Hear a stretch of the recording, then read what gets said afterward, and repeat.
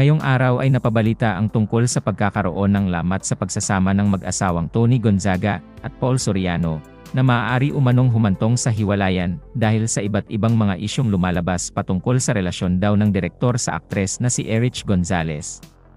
Lalo na nang isiwalat ng ilang taong malapit daw sa mag-asawa ang tungkol sa planong pagpunta raw ng aktres sa ibang bansa, kasama ang kanyang mga anak. Ito ay upang malayo raw muna sila sa mga ingay na nilikha ng kontrobersyang kinasasangkutan ngayon ng direktor.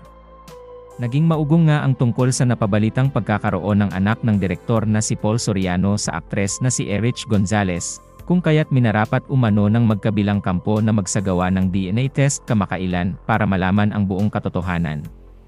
Samantala ngayong araw nga ay napabalitang spotted si Tony Gonzaga sa airport kasama ang mga anak nito, ngunit hindi raw nila kasama si Paul Soriano.